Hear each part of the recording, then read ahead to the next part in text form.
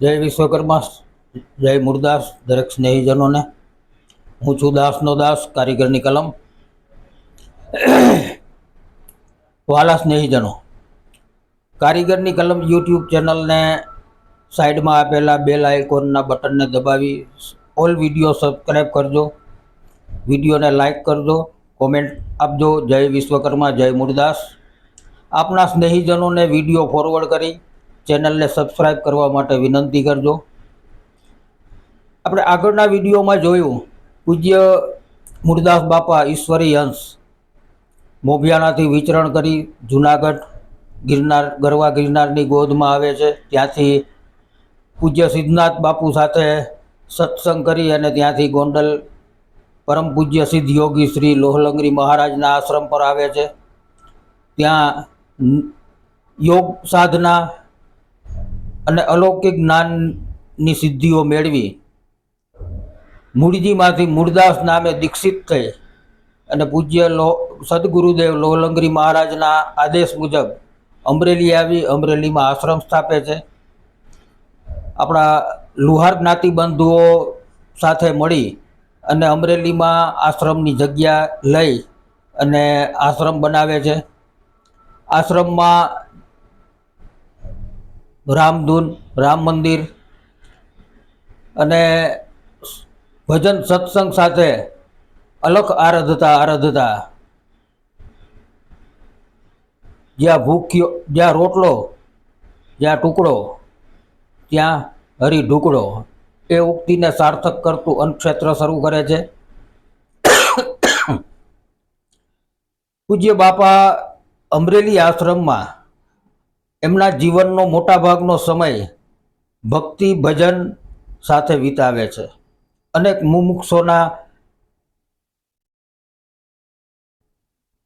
ની જિજ્ઞાસા સંતોષી એમને પરમ પદ સુધી પહોંચાડે છે। અનેક દુખિયાઓના દુઃખ દર્દ કરે છે। પૂજ્ય બાપાને હજારો શિષ્ય હતા। નામાંકિત વ્યક્તિઓ, રાજવી કક્ષાની વ્યક્તિઓ પૂજ્ય બાપાના શિષ્ય।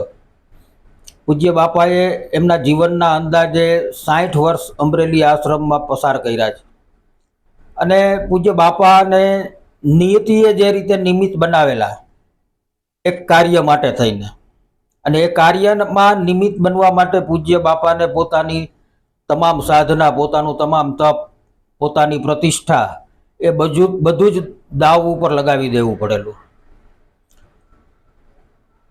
પૂજ્ય મુરદાસ બાપાના આશ્રમમાં વહેલી સવારે એક દીકરી આવે છે, એની આપણે વાત કરી।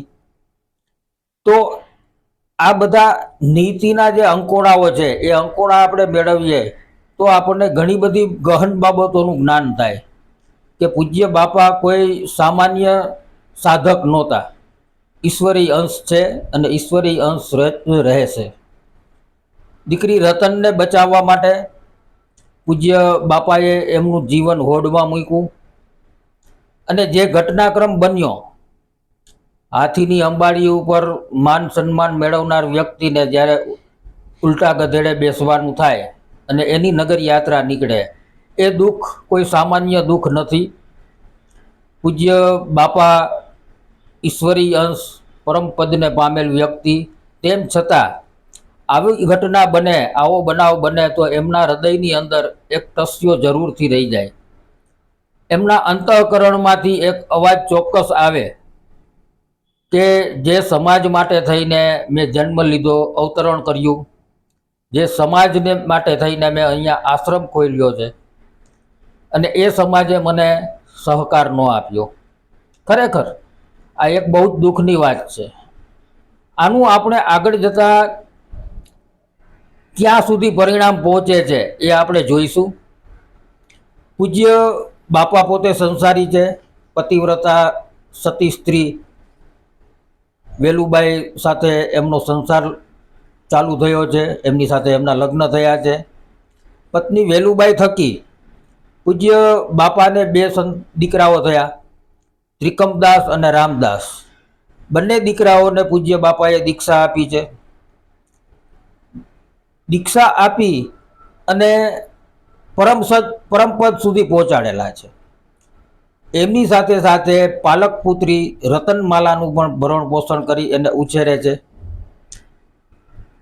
આ 3 સંતાનની સાથે સાથે પૂજ્ય બાપાના પૌત્ર હીરાદાસ, જીવણદાસ અને દયારામ, એમની સાથે જે રતનમાલા જે દીકરીની પાલક દીકરીને જે એમણે બચાવી હતી, એને ત્યાં દીકરીનો જન્મ થાય છે.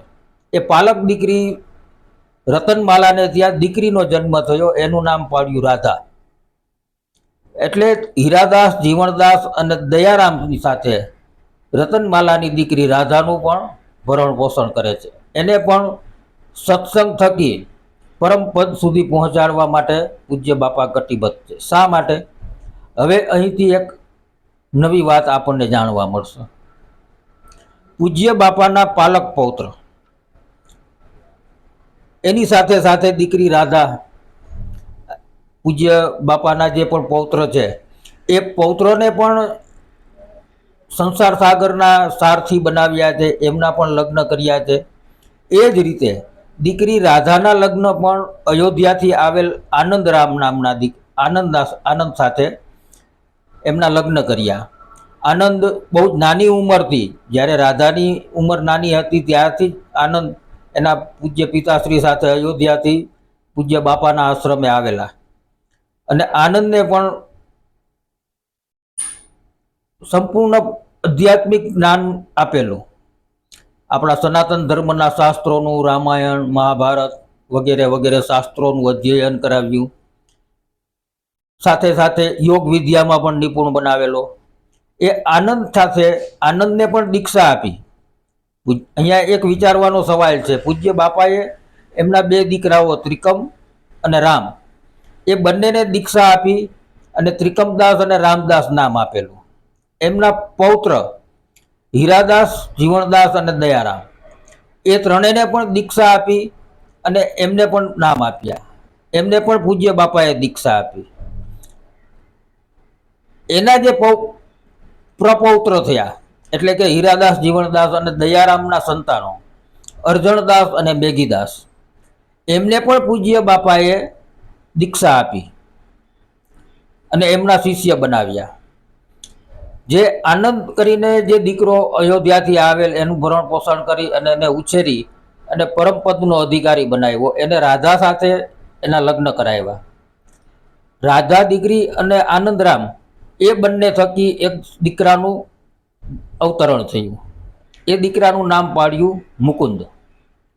અહીંયા સ્નેહીજનો એક વિચાર કરજો કે પૂજ્ય બાપાએ એમના 2 સંતાન, એમના પૌત્ર અને એમના પ્રપૌત્ર, એ બધાને જ દીક્ષા આપી અને દીક્ષિત કર્યા, પરંતુ મુકુંદને પૂજ્ય બાપાએ દીક્ષા નથી આપી. જો પૂજ્ય બાપા મુકુંદને દીક્ષા આપી અને પોતાના આશ્રમનો ગાદીપતિ બનાવી અને એનો આશ્રમનું સંચાલન કરાવત તો આજે ચિત્ર જ આખું અલગ હોત.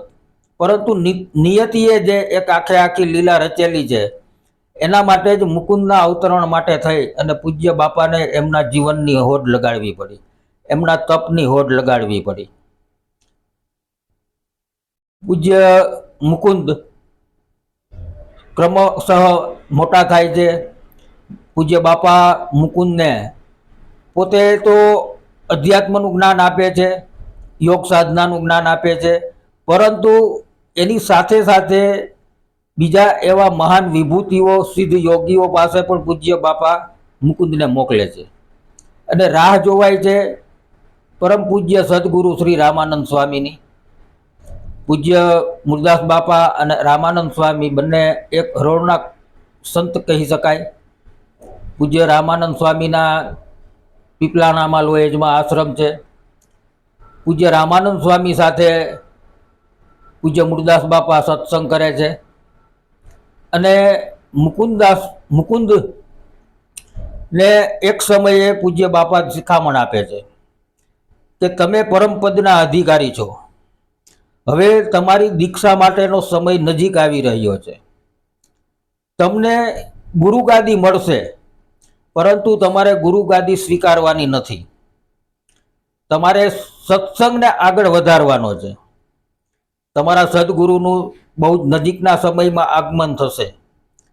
અને એમની સાથે રહી તમારે તમારી આધ્યાત્મિક યાત્રા આગળ વધારવાની છે. પરંતુ જ્યારે પણ ગુરુ ગાદી માટેનો સમય આવે ત્યારે તમારે એનો અસ્વીકાર કરવાનો છે. પૂજ્ય રામાનંદ સ્વામી આવે છે, પૂજ્ય મુરદાસ બાપા રામાનંદ સ્વામીને વાત કરે છે અને મુકુંદને પૂજ્ય રામાનંદ સ્વામીના ચરણોમાં સમર્પિત કરે છે. પૂજ્ય રામાનંદ સ્વામી મુકુંદને દીક્ષા આપી, ઉદ્ધવ સંપ્રદાયની વૈષ્ણવી દીક્ષા આપી અને મુકુંદદાસ નામ આપે છે. મુકુંદદાસમાંથી મુક્તાનંદ નામ આપે છે. મુક્તાનંદ સ્વામી પૂજ્ય રામાનંદ સ્વામીએ બતાવેલા માર્ગ ઉપર ક્રમશઃ આગળ વધી રહ્યા છે.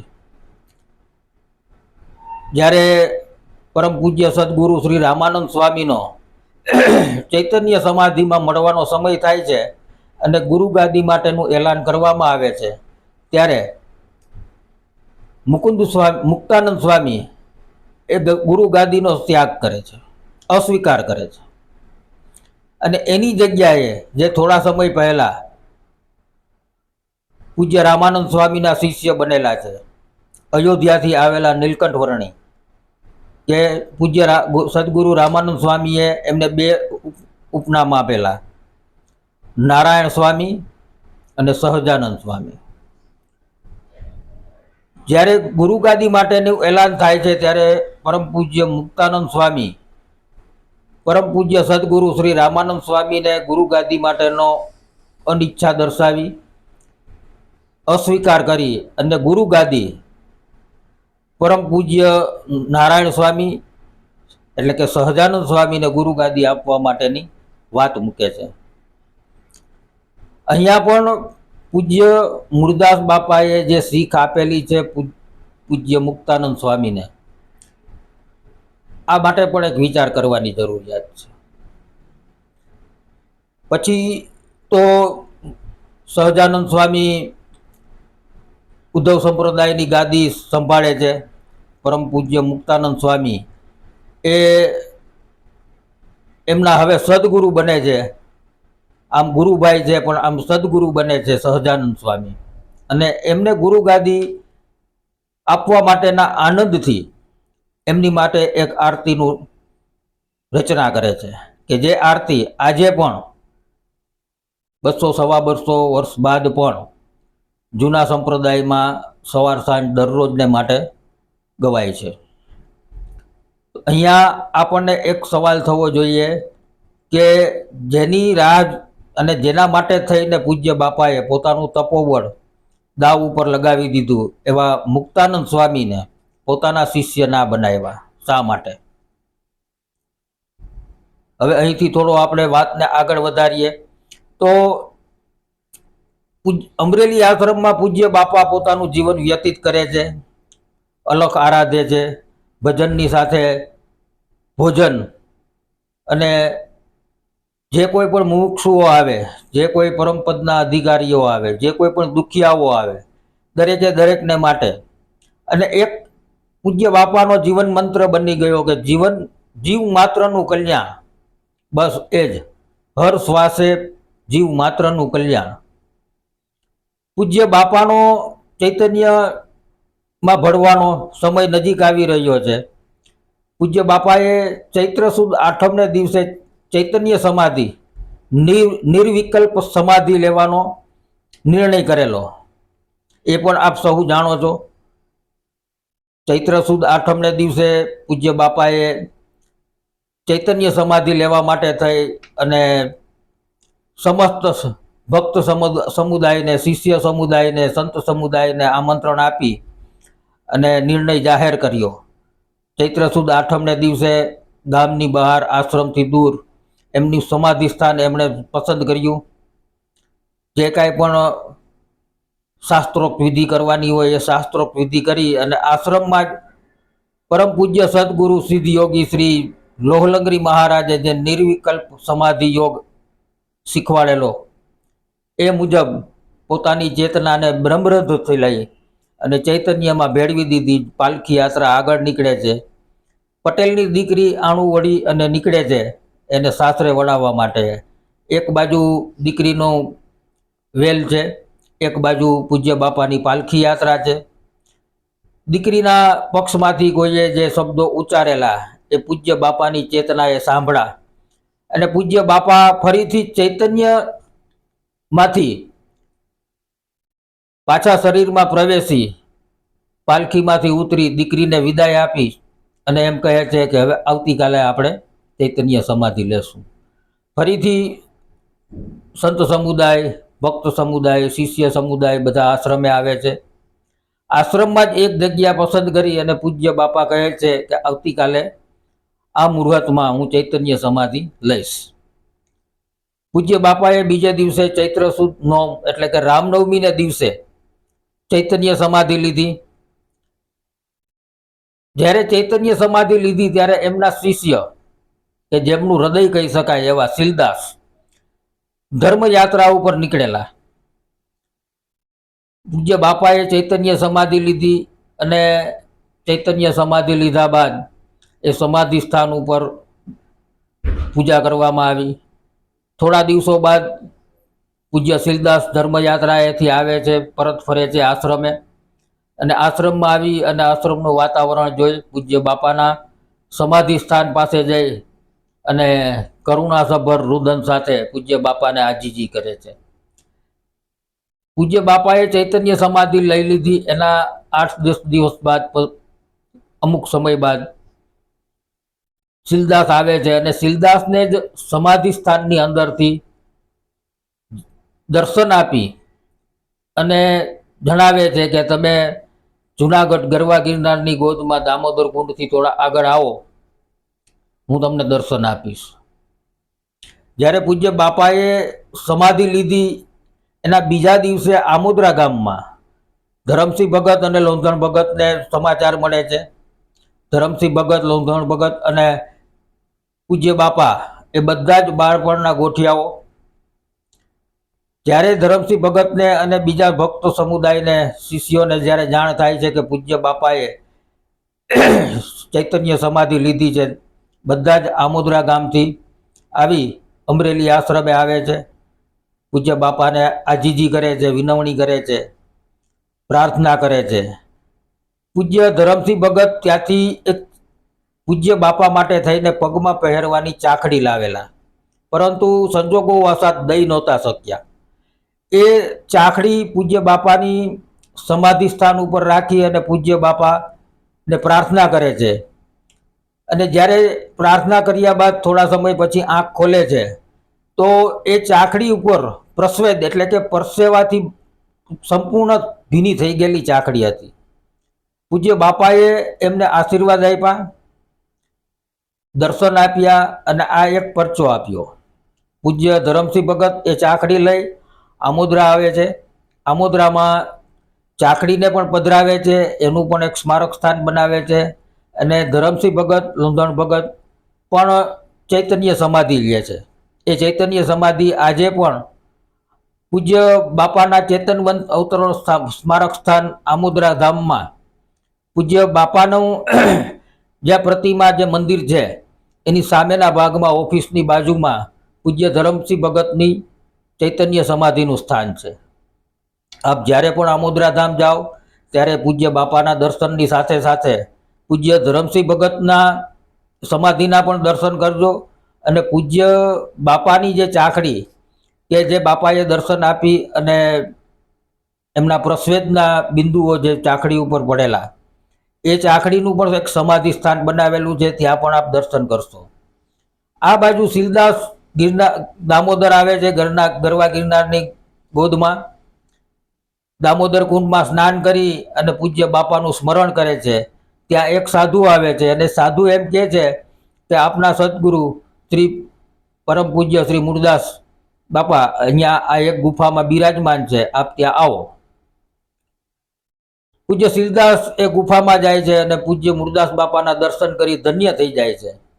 કરુણાસભર અને આંખમાં અશ્રુ સાથે પરમ પૂજ્ય ઈશ્વરી સંત મહાત્મા શ્રી મૂળદાસ બાપાને દંડવત પ્રણામ કરી અને પોતાની વ્યથા જણાવે છે. પૂજ્ય બાપા શીલદાસને આશીર્વાદ આપે છે. સાથે સાથે એમને એમ કહે છે કે અમરેલી આશ્રમનો સંચાલન હવે તમે કરજો. ભજન અને ભોજન અવિરત ચાલુ રાખજો. પરમ પૂજ્ય આરાધ્ય દેવ ભગવાન શ્રી રામનું સ્મરણ કરજો અને રામ મંદિર તમે સંભાળજો, આશ્રમ તમે સંભાળજો. શીલદાસ અમરેલી આશ્રમે પરત ફરે છે. ગાયકવાડ સરકારને ખ્યાલ પડે છે પૂજ્ય મુરદાસ બાપાએ ચૈતન્ય સમાધિ લીધી છે અને પૂજ્ય શીલદાસને આશ્રમનો વહીવટ સંભાળવાનું કહ્યું છે. હવે અહીંયા ગાયકવાડ સરકારે શીલદાસના નામે આશ્રમ લખી દીધો ત્રાંબાના પતરા ઉપર અને આ બાબતના તમામ પુરાવાઓ, તમામ સાબિતીઓ આજે પણ વડોદરામાં દસ્તાવેજી વિભાગમાં છે. અહીંયા એક વિચાર કરવાની જરૂરિયાત છે કે પૂજ્ય બાપાએ લુહાર સમાજને આશ્રમનું સંચાલન કેમ ના આપ્યું? એમના પ્રપૌત્રો અર્જણદાસ અને મેઘીદાસ એમને આશ્રમનું સંચાલન કેમ ના આપ્યું? એમના બીજા લુહાર શિષ્યો પણ હતા, એમને પણ કેમ ના આપ્યું અને શીલદાસને જ આશ્રમનું સંચાલન આપ્યું? આ એક મહત્વનો જે નિર્ણય લીધો બાપાએ કે શા માટે આમ કર્યું. આજે પણ શીલદાસ, પૂજ્ય શીલદાસ પછી જે કોઈ પણ ગાદીપતિઓ આવ્યા અને હાલમાં પણ દેસાણી પરિવારનું ટ્રસ્ટ છે, એ દેસાણી પરિવાર પૂજ્ય બાપાના આશ્રમનું સંચાલન કરે છે. પૂજા પાઠ જે કાંઈ પણ ધર્મ કાર્યો થાય છે એ દેસાણી પરિવારનું ટ્રસ્ટ છે એ કરે છે. એટલે હું લુહાર જ્ઞાતિબંધુઓને આ વાત જણાવવા માગું છું કે પૂજ્ય બાપાના અંતઃકરણમાં જે એક ડંખ બેઠેલો, એ ડંખને લીધે પૂજ્ય બાપાએ આ નિર્ણય લીધેલો એવું હું અનુમાન કરું છું. આજે પણ અમરેલીમાં ચૈતન્ય સમાધિ છે. 18 વર્ણોને કોઈ પણ ભેદભાવ વગર અમરેલી ચૈતન્ય સમાધિ આશ્રમમાં દર્શન કરવા માટે આવવાની છૂટ છે. દરેકે દરેક વ્યક્તિઓ ત્યાં જાય છે આશ્રમમાં. પરંતુ આ એક વિચારવાનો મુદ્દો આપણા લુહાર જ્ઞાતિ બંધુઓ માટે છે કે આપણે, આપણા પૂર્વજોએ, આપણા વડીલોએ ઘણી બધી ભૂલો કરી છે અને એને લીધે એક ઈશ્વરી અંશનું હૃદય દુભાયું છે. હું આમોદરાધામ પૂજ્ય બાપાનું ચેતનવંત અવતરણ સ્મારક સ્થાન એનો પ્રચાર કરું છું. મોભિયાણા ધામ પૂજ્ય બાપાનું સ્મારક સ્થાન છે એનો પણ પ્રચાર કરું છું.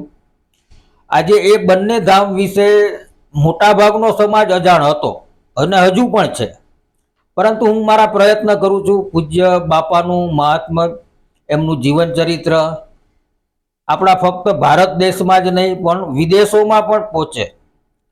પૂજ્ય બાપાની કૃપા દ્રષ્ટિ સમસ્ત જીવસૃષ્ટિ ઉપર વધે, હું એવા પ્રયત્નો નિસ્વાર્થ ભાવે કરું છું. તેમ છતાં ઘણા બધા લોકોનું એવું કહેવું છે કે તમે અમરેલી આશ્રમનો પ્રચાર નથી કરતા. હું સ્ટેપ બાય સ્ટેપ આગળ વધું છું. આમોદરા ધામનો પ્રચાર કરું છું, એની સાથે સાથે હવે મોભિયાણા ધામનો પ્રચાર કરું છું. એના પછી હું જોલાપર ધામનો પણ પ્રચાર આગળ વધારીશ. એના પછી દીવમાં પણ એક સ્મારક મંદિર છે, એ સ્મારક મંદિરનો પણ હું પ્રચાર કરીશ અને અમરેલી આશ્રમનો પણ હું પ્રચાર કરીશ. કોઈ પણ વ્યક્તિ મારી ઉપર દબાવ ના કરી શકે, મને પ્રેશર ના આપી શકે. તમને એવું હોય તો તમે પણ પ્રચારમાં સાથ આપી શકો છો. તમે તમારી રીતે સ્વતંત્ર રીતે પણ તમે પ્રચારનું કાર્ય કરી શકો છો. મને પૂજ્ય બાપા પ્રત્યે અનન્ય ભાવ છે. મને જીવતદાન આપેલું છે પૂજ્ય બાપાએ. પૂજ્ય બાપાના આશીર્વાદથી, એમની કૃપાથી જ હું અત્યારે શ્વાસ લઈ રહ્યો છું, આ જીવન જીવી રહ્યો છું. અને પૂજ્ય બાપા કણ કણમાં સમાયેલા છે. એટલે આપણે કોઈ પણ જગ્યાએ રહી અને પૂજ્ય બાપાનું ધ્યાન ધરી શકીએ છીએ, પૂજ્ય બાપાની કૃપા દ્રષ્ટિ મેળવી શકીએ છીએ. આપણામાં શ્રદ્ધા અને આસ્થા હોવી જરૂરી છે. આ સાથે હું બીજું એક જાહેરાત કરું છું. અમારું એક ઈશ્વરી અંશ પૂજ્ય સંત મહાત્મા શ્રી મુરદાસ બાપા પ્રચારક સંઘ કરીને એક ગ્રુપ છે. એ ગ્રુપ દ્વારા, એ ગ્રુપ મારફત અમે આપણા સમસ્ત લુહાર સમાજના 2 સંત અને 2 સતી માતાઓ, પરમ પૂજ્ય શ્રી દેવતણખી બાપા, પરમ પૂજ્ય શ્રી મૂળદાસ બાપા, મહાસતી લોયણ માતા, પૂજ્ય મહાસતી વાલબાઈ માં, આ ચારેયના જે ધર્મસ્થાનકો છે હાલમાં, એમની એક ડોક્યુમેન્ટરી ફિલ્મ બનાવી રહ્યા છીએ. એનું આયોજન કરી રહ્યા છીએ. દરેકે દરેક ધર્મસ્થાનકોના સંચાલકો, જે વર્તમાન સંચાલકો છે, એમનો અમે સંપર્ક કરીશું અને પૂજ્ય દેવતણખી દાદા, એમના અવતરણ સ્મારક સ્થાન બોખીરા, કર્મસ્થાન અને ચૈતન્ય સમાધિ સ્થાન મજેવડી, એમ દરેકે દરેક સ્થાનકો, આટકોટમાં પૂજ્ય મહાસતી લોયણ માતા,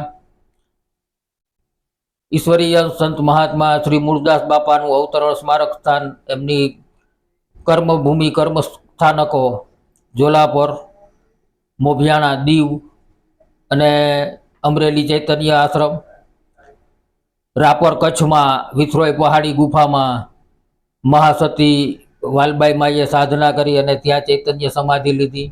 આ દરેક સ્મારક સ્થાનોની ટૂંકમાં માહિતી સાથે એમના સંચાલકોને સાથે રાખીને, એમના સંચાલકોની પરમિશન લઈને આપણે એક ડોક્યુમેન્ટરી ફિલ્મ બનાવવા જઈ રહ્યા છીએ.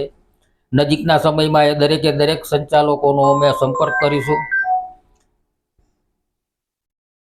તો સ્નેહીજનો, જે આમોદરાધામ ખાતેથી પૂજ્ય બાપાના સંક્ષિપ્ત સંકલન જીવન ચરિત્રનું પુસ્તક બહાર પડ્યું, એમાં પણ આ બાબત લખેલી છે.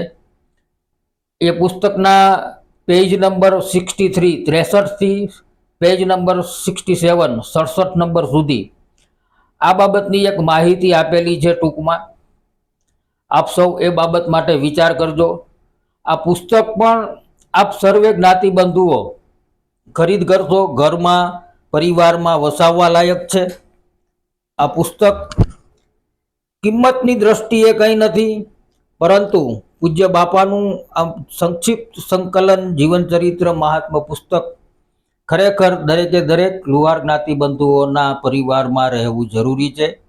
અને દરેકે દરેક સંતો સતી માતાઓના સ્મારક સ્થાનોમાં સમયે સમયે આપણે આપણું માથું ટેકાવવા માટે, આપણી ભક્તિ કરવા માટે, આપણું ભજન કરવા માટે જવું જરૂરી છે. વિડીયોને લાઈક કરજો, કોમેન્ટ આપજો, ચેનલને સબસ્ક્રાઈબ કરજો. જય વિશ્વકર્મા, જય મૂળદાસ.